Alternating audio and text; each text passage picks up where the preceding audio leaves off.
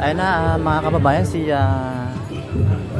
Luis Chavit Singson nandito po sa Club Pilipino.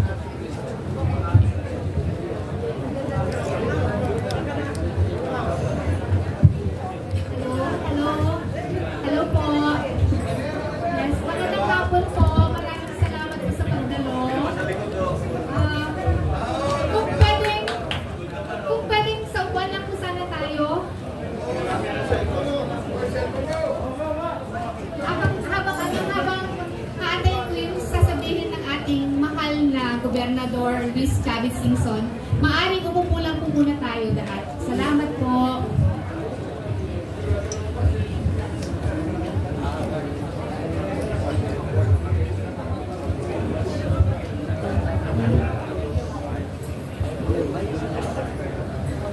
Magandang hapon po sa inyo lahat.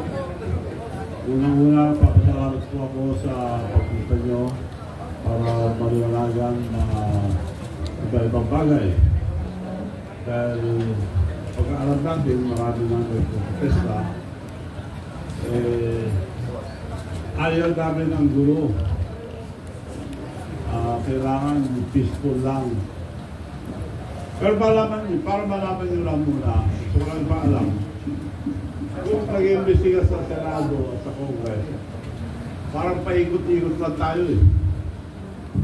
Dapat ang unang imbestigahin, flood control flood control is concerned. Dahil hindi lang flood control ang mga katiwalian sa gobyerno. Hindi lang po flood control. Sa susunod, mas marami po ako lalabas. Flood control. Unahin natin sa Region 1, Ilocos Norte. Dahil si Presidente nagsabi, may katiwalaan ang flood control. Ang flood control sa Ilocos Norte,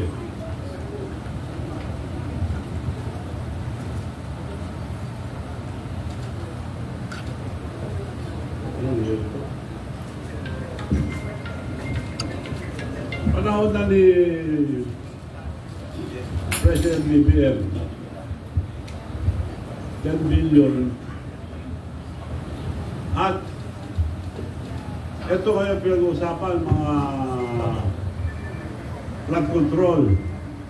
Sino ngayon ang binibintangan? Diskaya ang gumawa. Ang mga kontraktor nila sa Ilocos Norte, Diskaya rin eh. Paano tayo maniniwala ngayon sa mga pinagsasabi din ng mga iniimbestiga? Mga kontraktor nila, maraming kumpanya.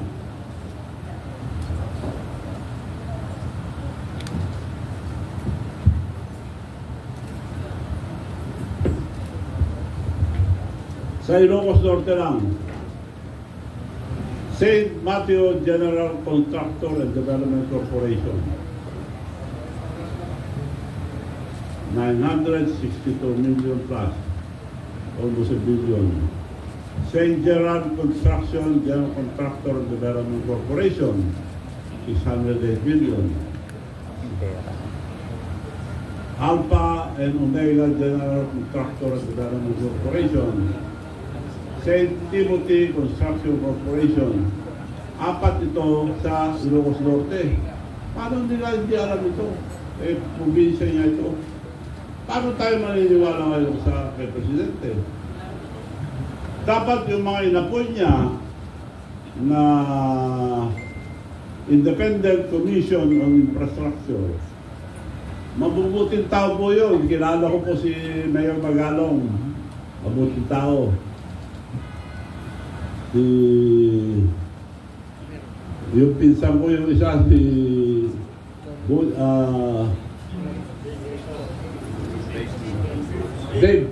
Dave Singson, matino po yun. Kaya nagigilos, at saka yung mga iba siguro matino rin lahat. Para lang i-guide sila. Unahin niyo po ang Ilocos Norte muna. Huwag na tayo lumayo. Dahil yung map, as far as flood control is concerned, at buong Pilipinas, sino naka-corner? Yung mga Diskaya. Sila ang contractor nila eh. Ba't pala, imbestigan nila muna yun, nandun na natatalukuhan. So kung antayin natin ang Senado, mag-ano pa yan eh, tatagal pa. Diretso na lang ito. At ang suggestion ko lang, huwag na natin pahirapan ang taong bayan. Yung rally, baka may manggulo pa. Ang pakiusap ko lang, it will be a peaceful revolution about corruption. Ang mga kabataan at mga estudyante ang mag-lead ng revolution na ito. This is not for ourselves, this is for the future of our children. Mga kabataan, pabayaan natin sila. Sila mag-lead itong revolusyon para matanggal ang graft and corruption. Ang suggestion ko lang, ewan ko kung papayag sila, huwag na tayo magpunta sa kalye, baka guluhin pa nila. High school and colleges, pero yung mga nasa kindergarten, yung mga elementary, tuloy ang pag-aaral. Hinto muna sila hanggang di bumababa lahat ng mga korap sa gobyerno.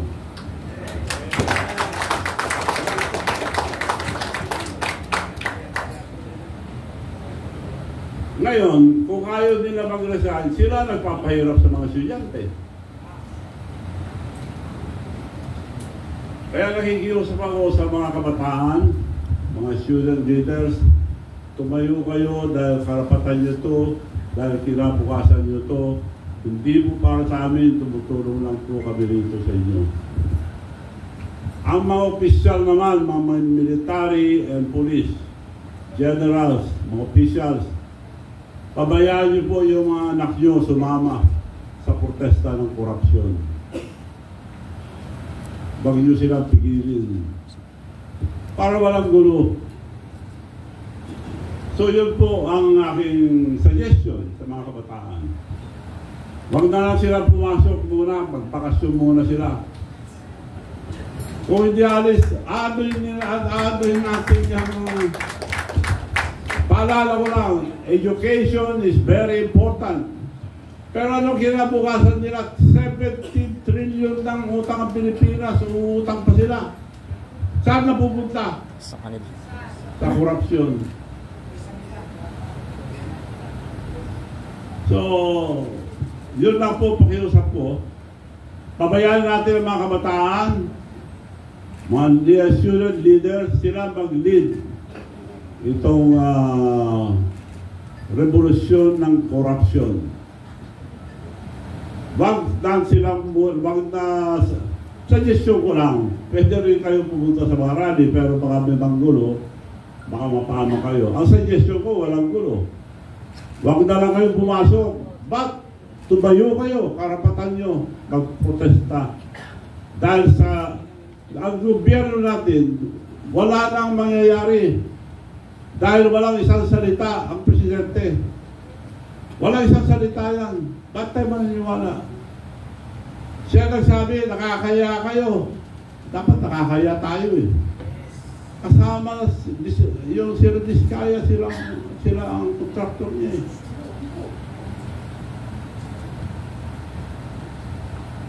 So, ang pakiusap ko po ang mga student leaders, mga kabataan, to lead this peaceful revolution for corruption. Dahil ano nyo ang wala na tayong pag-asa sa buhay. This is your future. This is your future. Yung mga kabataan, hindi po sa amin. Tumutulong lang po kami pagpaliwanag dahil mukhang naliligaw tayo eh.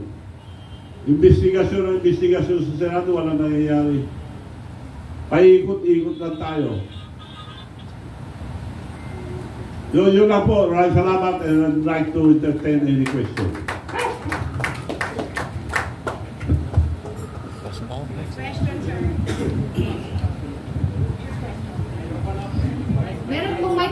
question sa... Ayun po. Hello. Very quickly, Governor, we pump in OFWs are 10 million outside of this country. And then, they pump in 33 billion US dollars in this country. Nagagalit na sila, talagang gusto na nilang magwala din. Kasi they work their butt out to provide for their families. Ang tanong, if they stop remittances, ano mangyayari dito sa Pilipinas? 33 billion US dollars ang pinapump in nila every year. It could be more.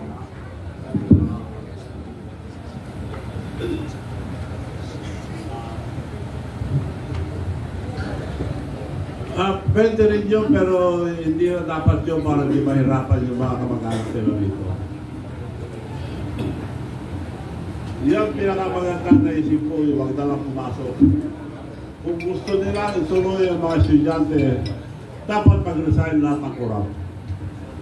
At lahat ng mga politician, wag tayong makialam, pabayaan natin ang kabataan magprotesta. Because this is for your future, mga kabataan. Sila, hindi tayo. Sila na masisira kung di pa tayo tutulong kikilos. Pwede rin yung suggestion nyo, pero wag na dahil mahirapan ng mga kamag-anak nila. Sir, good afternoon. Sheena Torna from SMNA News dito po, sir. Sir, your reaction lang kasi this week nag-resign si House Speaker Romualdez at sa gitna nga ng kontrobersyal na maanumalyang flood control project, and ngayon sinasabi ng mga kongresista, especially Sandro Marcos, na pinapauwi na nga itong si Representative Zaldico dahil nga sinasabi na siya ang nasa likod ng mga katiwalian dito sa flood control. Sir, sa tingin nyo, damage control lang itong ginagawa nila para hindi lumala yung galit ng taong bayan? Ang pinalit, mabuting tao yan, si Buji D. Pampaganda lang nila yan. Pero kung tutusin mo, same dog, different color. Paano siya susunod din sa naglagay sa kanya yan? 10 beses mo palitan ang speaker, ganoon pa rin. Palitan natin lahat ang kurap na opisyal. Follow-up lang, sir. So, ibig sabihin, useless yung ginagawang pagdinig, especially po sa Kamara. Useless. Huwag na tayo magluhan.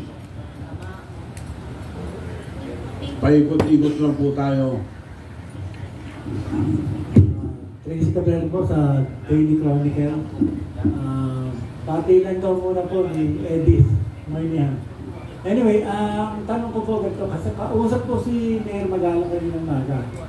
And his comment was like, sa House at saka sa Senado, you can divide the members. It means pro Duterte, yung kabila, pro Marcos. Ang makakalungkot lang daw po, ang sabi niya, walang para sa bayan. Para kay Duterte, para kay Marcos, walang para sa bayan. Ano reaction niyo po sa comment ni Mayor Magalang na gano'n?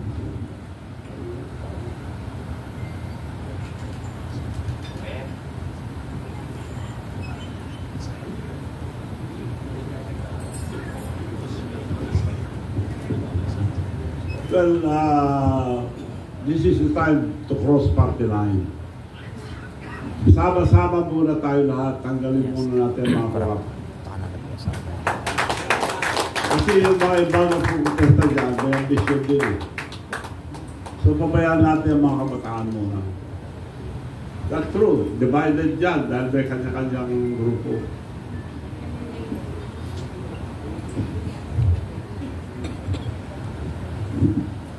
Hi, good afternoon po. Ang question ko po, I'm Chinese Navida po from Bulgar. Ang question ko po, yung sinabi niyo earlier na walang isang salita ang ating Pangulo. Pwede po bang malaman kung saan po yung pinaghuhugutan niyo ng statement po niyo na yan? Sample? Saan po nanggagaling yung statement niyo na walang isang salita ang ating Pangulo?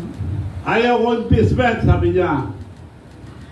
Pumirma yung anak niya una ng impeachment. Madalian niyo yung impeachment. Presidente siya, dapat sinusunod ang mga congressman, puro tao nila eh. Majority. Ganun ba isang salita? Nakakaya kayo.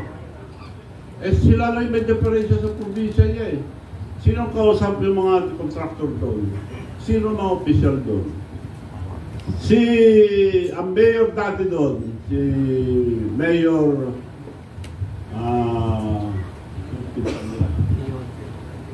Michael Kion, tinanggal nila. Nung una, pinalabanan nila, mabuti na dalo. Pinalabanan ulit nila ng kontraktor. Ngayon, yung nakaupong mayor ngayon sa Lawag, sila ang kontraktor. May picture sila, tinataas pa ni Bibeb sa si Sandro yung kontraktor nila, bagong mayor.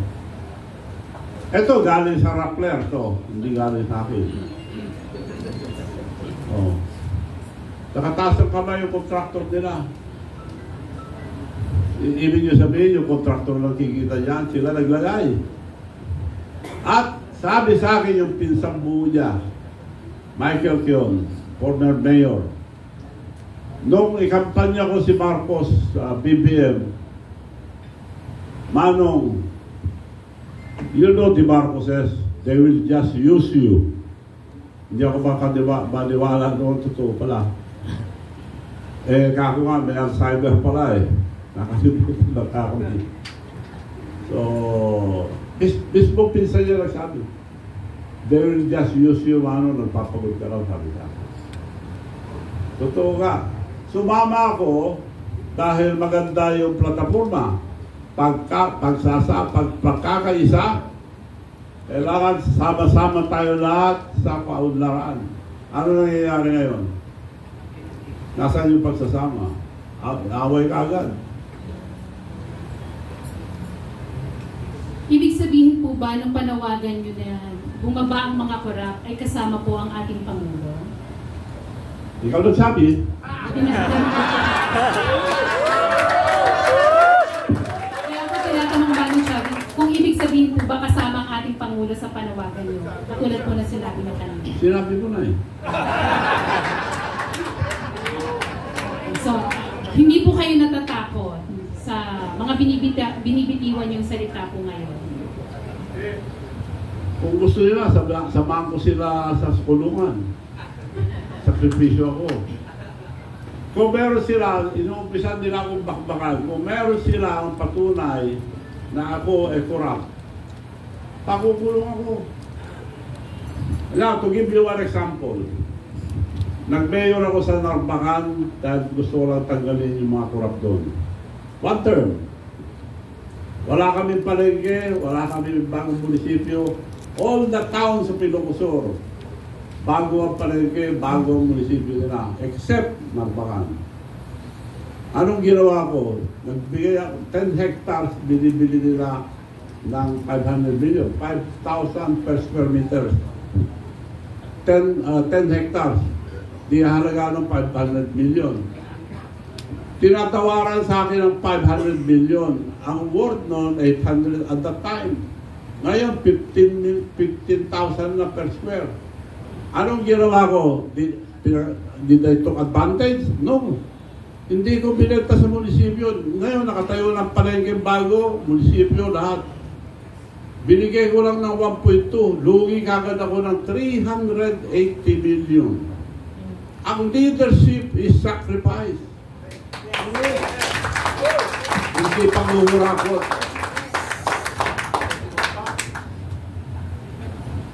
Okay po.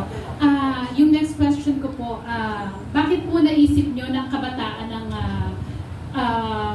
gusto nyo magsimula ng peaceful rally? Dahil future ang mga kabataan ang iniisip ko. Kailangan tulungan natin ang kabataan. This is the future of our children.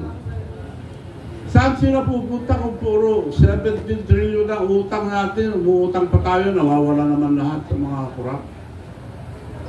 Kaya kailangan sila mag-lead para walang masabi ng tao na politician yan, maraming mga bintangan, inggitan. Mga kabataan mag-lead, supportan natin sila. Student leaders, tumayo po kayo. Dahil kinabukasan nyo ito. Hindi namin kinabukasan. So may nihahanda na po ba kayong hakbang para kayo pong magpasimula? Suggestion ko lang yun kung gusto nila. Yun ang the most peaceful. Ngayon, yung mga ibang leaders, sinasama sila sa protesta. Baka mangyari pa kagaya sa Nepal. Magulo masyado. Ayaw ko yun, mapapamag din yung mga estudyante. So yun Kaya nga mga peaceful revolution against corruption.